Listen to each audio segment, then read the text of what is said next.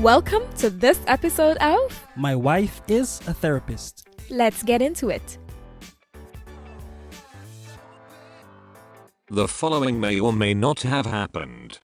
Chris! What, Carlyle? Slow down, buddy. You know they got a whole... Oh gosh, sorry. Jeez. How you gonna drive in the hole? You don't know the car low already, buddy. Carlyle, you think I drive in the hole for spite? Oh, look a hole, I can drive in it. They got water on the road, but I couldn't see the hole. So, how I know they got a hole there? Because you must be omnipotent. It's every day we just drive here. So, you're supposed to remember they got a hole there. Yes, you lecture me. Chris! Is what you're doing, buddy? You ain't got the right away.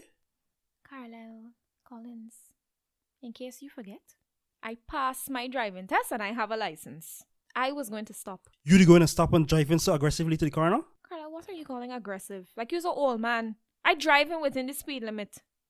I can't believe you. You can't believe me? With all this talking you doing, push your head out the window and look at the car. It's not I jam up the car the other day and got it looking so. I never jam the car. Light shut me out, boy. Yes. You drive. Yes, good.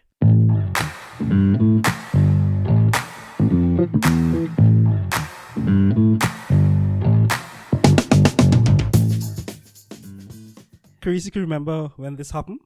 When this happened? This is not one time, Carla. This is every living time we driving going somewhere. You always got a problem with how I drive it. No. Yes.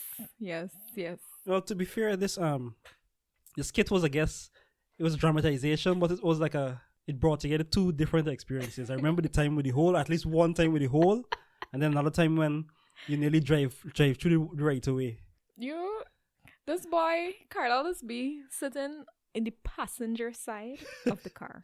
Now, this is a lesson in life. When you are sitting in the passenger side, what you see is very different from what the driver sees. You should know this. Mm-hmm. The boy to see me driving, I know where I'm going, I average. I think I'm a good driver. Am I not a good driver? You are a good driver. Right. I drive in. And yeah, sometimes I might drive in a hole. The car low. The car is low, yes, so? So when I get water on the road, you're supposed to be taking your time, but you don't seem to be taking your time when I get water on the I road. just take my time. It's just that I just forget where the hole is. So when I just take my time. And then here what's happening, y'all. We driving. He just tell me, Kerese, well, y'all know how the streets is flood back in Guyana, right? So you're driving, he's be like, Kerese, you can't drive fast in the water, buddy. You don't know where the hole's there. And then I can be driving slow, right? Because I'm conscious that he in the car, and I got to be careful. I want no story here today with driving, so driving slow. Then the conversation can be, "Were you driving so slow?" No, you're lying. No, I ain't lying. That's exactly what's happened. Why you gotta drive so slow, buddy? You know the car low. Water gonna get in the car. All kind of things he's been telling me. Just be like, I can't drive. They make no sense. Come over and drive. Come over here and drive. It don't make no sense. Exactly. How I can tell you you're driving too slow and water and come in the car? They make sense. You just tell me that how you are driving too slow again. Good. You gotta drive so slow again. Good, because you stick it to extreme. So here we can do. When we start back driving, Yeah. you're gonna put a metronome in the car. And I can go 1, 2, We're going out with your 4, words. 5, 6. A metronome. Sorry, not a metronome. Well, yeah, that's what I'm thinking. I know a metronome, it helps you keep time. So you're going to make me understand, like... Well, the speedometer does that, doesn't it? No, because when I think that I go in at the right speed, it don't work. So we need another measure of time. A metronome. All right. Maybe that's not the right word. The but speedometer does it. Yeah, okay. So how much, at what speed should I be going when I'm driving through flood waters? I don't know. Exactly. Just feel it in the car. You know when you're in the car. Oh my No, but gosh. the thing is, you just be driving either too quickly, and then when it's a slow down, you just be like you're walking. It's not that slow, you gotta go. Exactly. So I can't please you. And then if I drive up too fast, we don't matter. You just spray up water upon the people. Yeah, there's another thing. Like sometimes you don't be conscious. This girl when she's driving, right? Even though the road's narrow, she just be overtaking a bicycle, and I could just reach out my hand and touch the person on the bicycle. She'd be really, really close.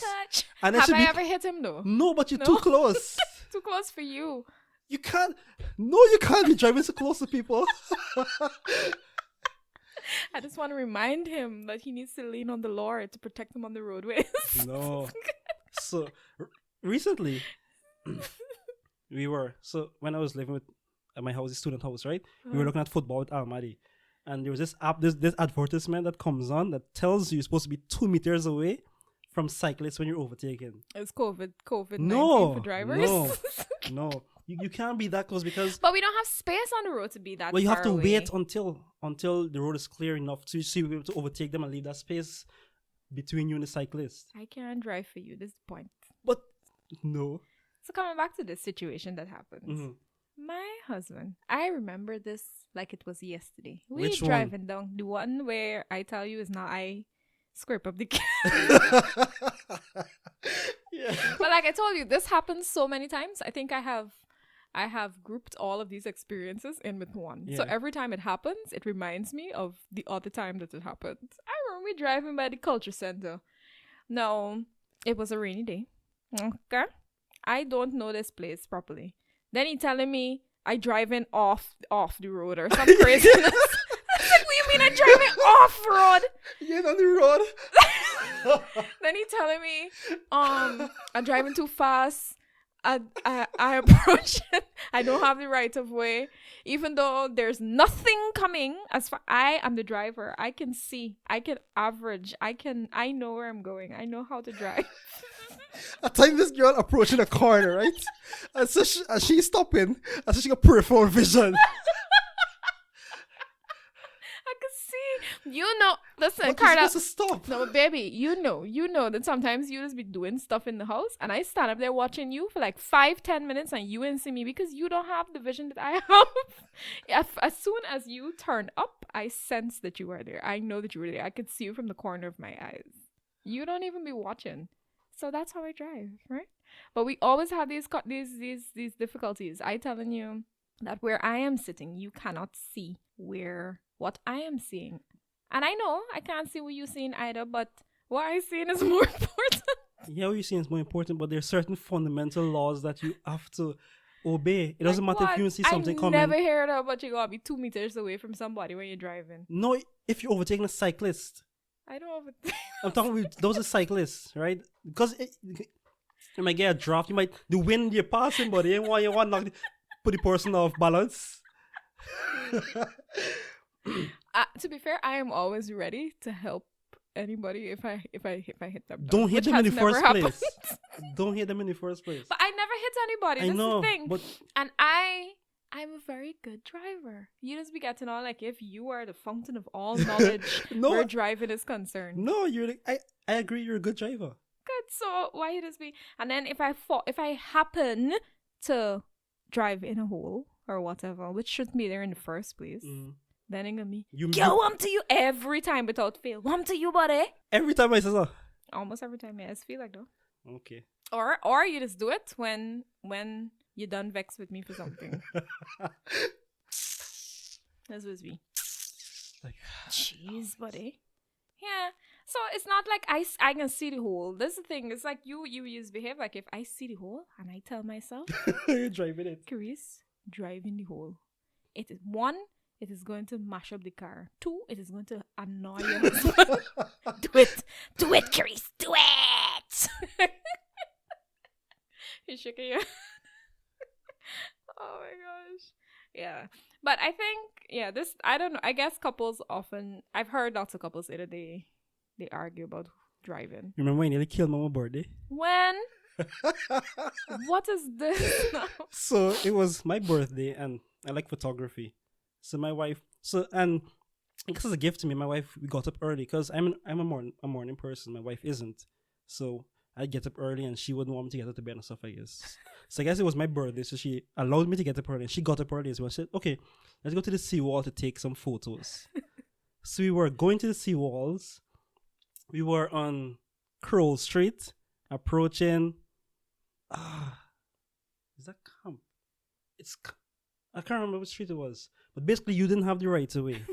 and you jumped the road, and another car nearly drove into us, and I was in the passenger seat, so I would have been the one injured. You can't remember this? No, I can't remember. I was like, Kerese! And then I had to like apologize to the driver and all that. Mm-hmm. I was like, God, this girl wants to kill me. It was But like, you can't group this in with your other experiences though. no, but it just shows you're behaving like if I'm always in the wrong. Oh, yeah. But you nearly like injure me on my birthday. Yeah, sorry. I didn't. Sorry. I obviously didn't want to kill you on your birthday. Yeah. But yeah, I'm not saying that I'm a perfect driver. Nobody so is. I've not had like any real accidents. I don't think. No, think you so. haven't. But yeah, I've come really close. Yeah, like that morning and stuff. God, And I'm you. usually God is very much with me, and I'm very apologetic on the road. But I guess your thing is don't apologize, just don't do it in the first place. But you don't get on like if you don't jump major roads sometimes. I just jumped major road. Yes, how you end up in the accident the other day that make I abuse you out and tell you it's who got the car looking like this. How the car are you looking, Kerese?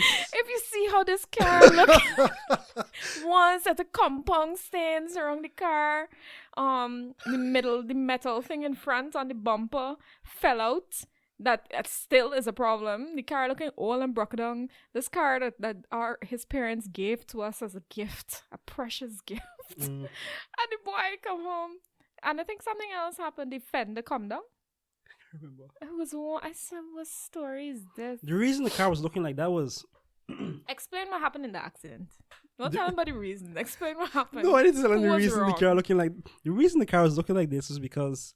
So we had a little jam. A with little somebody- hair, a little jump. A little jam with somebody. And then... So we went to the auto repair guy. And he was... So we had some other like scratches on the car. So let's do all this at the same time. And he wasn't finished. And we needed the car. So that's why it had compound and different spots in the car. It wasn't because of the little jam. It was just at the front of the car had a little bump, basically. But who make all them other scratches get on the car, Carlyle? Talk truth. It's me? Me, no. I remember one that... Remember when we coming from church, from Pineapple Street onto the back road. And we were turning left. And I turned a bit too close. Oh, to the side, like yeah, the bridge. and the concrete. It was me. I think it was me. Yeah, Yeah, that was you. it was me. Yeah, That was you, baby. yeah. I think it was me. Yeah. But to be fair, I mean, my first accident, I remember I had just gone back to Guyana, and I was washing the car and reversing it into mommy's yard, and then the right mirror, I grazed. That entire mirror came out, and I called Carlyle's dad. I was like, Dad, Excuse me. I just had my first accident, so I had to replace the mirror and everything. So I am not without fault. I have contributed to the car looking the way it does. Yeah, if anybody knows our car. Yeah. Yeah, but I think this is just one of those ongoing things where we tend not to see from the same perspective where driving is concerned. I don't know if it will ever change. But I think you need to be more forgiving. No, you're not. You're like really great. I remember when I hit out if something does happen, you're not like one of those husbands who say, you always, why is it in the car? So when I called you and I told you that I just hit out the side mirror, you were very calm. Are you okay? Yeah, well, maybe just call daddy and ask him where he can go and get a mirror replaced and stuff. So you don't make a big deal out of stuff, but it's just that in the moment when we're driving, going somewhere, the things the boy don't like when I fall in a hole, and the boy don't like if he perceives that I am not paying attention. And to be honest, sometimes I don't see things. I mean, every driver knows is that you will have your blind spots and whatever. I am a victim of the blind spot. But you didn't die though. But you want me talking to me and looking at me and having eye contact when you're driving. There's not a place for that. When I just You want pay attention to the road. You just want like, how was your day? And then looking over at me, waiting for me to respond. But it's not like I just be holding eye gazes with you for like a minute. No, but still. Or 10 seconds or keep your eyes on even the road. 3 seconds. Keep your eyes on the road. It's just a look. It's just a glance over. How was your day, love? Oh my gosh. So yeah, but I think it just comes across like you assume. I don't think that's what you do, but that's how it comes over. Like you assume that I see the hole and I purposely drive in the hole. And that's not what happened. Yeah, Probably not. Obviously, obviously you're not driving the hole if you saw the hole. Well, obviously good, so don't have that reaction. What you doing, buddy? What's going on? No, Why are you driving the hole? Like How I could not the hole there and you were not the hole there? Good, like for example, that example as well. If you drive somewhere every day though, especially I in don't Guyana. drive every day though. What we pass a particular route every day though. But that's not fair. I don't go to work with you every day. But still, it's not still. you have an idea of where you know the roads, buddy. You know the roads around where you live in, especially. I know the roads, but you know that I just sometimes forget where the speed humps are. That's the thing. This is not a thing. How you gonna forget where the speed humps then? Listen. What's the ministry that's responsible for this? Public infrastructure? Ministry of Public Infrastructure. Could you please mark the speed humps? Because it's the other thing. Like, if I'm driving in the night, for example, and I don't... I don't ever remember where the speed... I know that there are 2 speed humps on that road that, that leads to our house. Right? But I just sometimes feel life, man, and it's try to like mark the house. Like when you see this house, the speed hump coming up and whatever. But it just don't register for me.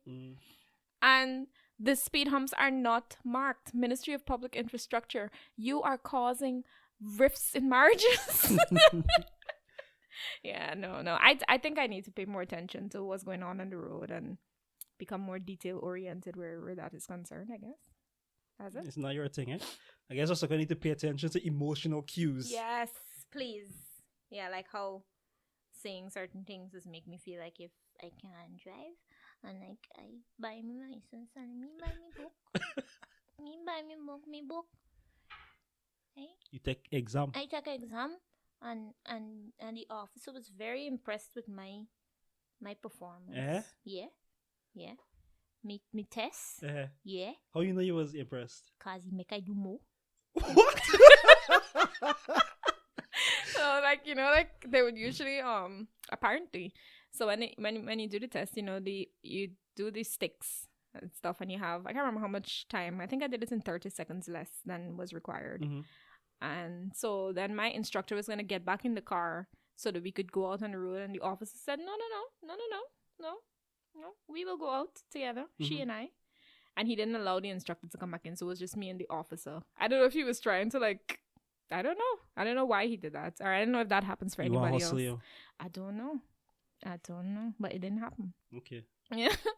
And yes, because what I was told is that the instructor would usually come back in, then he would drive out on the road, and then I would take over or something like that. Oh, so he made you take the car out of the compound? Yeah. Okay, no, I understand. And he didn't allow the instructor to come back into the car. Okay. Yeah, so it was just the 2 of us, I think. And then he took me, on the route, and then we came back and stuff. So I don't know why he did that, but I have told myself all these years. Because he thought you were competent. Because he thought I was competent. Because you smashed the sticks. Or he was trying to rattle me.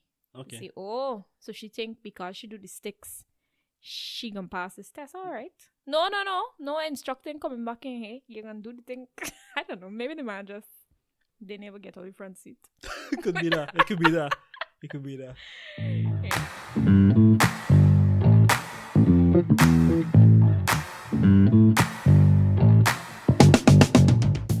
And now for therapy apps. If you didn't know, my wife is a therapist. I'll ask her to put on her therapist hat and share some pointers with you for how to navigate situations like this that might arise in your relationships. We felt this conversation is a real example of what not to do in conflict situations. So here are 3 things you can learn from us. Number 1, keep the main thing the main thing. Resist the urge to throw your partner's mistakes in their face when you feel cornered in a heated discussion, like I did. You can't take back your words, and you can't undo the hurt you cause by the mean things you choose to say. If you're talking about a specific issue, keep the conversation centered on the issue at hand. Take a deep breath, and for the sake of peace, empty your back pockets of your ammunition. Don't play nasty. Number 2, accept appraisal with grace. It can be really hard to hear feedback when it's wrapped up as criticism, but it's healthy to recognize feedback as an opportunity for growth. I know I need to pay better attention on the road, and as good as I am at driving, I've also just been spared from accidents by the grace of God. The wise thing would have been to listen to my husband, who I actually admit is a better driver than I, apply the feedback he's sharing, and take it in stride. Number 3, don't be a backseat driver. We all know what would have been the better course of action when we're not in the driver's seat. We see it often. An accident is reported, and the mighty Facebook commenters come out in droves to say with all certainty what they know these drivers are like. They're reckless, wild, careless on the road. But the truth is, when you're in the driver's seat, you do see things differently. If you have the honor of being a passenger, whether in an actual car or in life, don't be a know-it-all. You don't know all of the details that go into making a decision, however consequential that decision may be. People are usually doing the very best they can with the information and resources available to them. And this goes for your partner as well. Give grace, be forgiving, and allow people to fail. When you take the wheel, you're going to need that grace for your mistakes as well. Thank you for those wise words, babe. You're welcome. And thank you for joining us. We hope you've enjoyed it. If you found this enjoyable, please recommend this podcast to one friend who you know will find it useful. We'd appreciate it. And we'd love to hear from you. So send us an email at mywifeisatherapist@gmail.com. And remember, my wife is not just a therapist. She is an excellent therapist.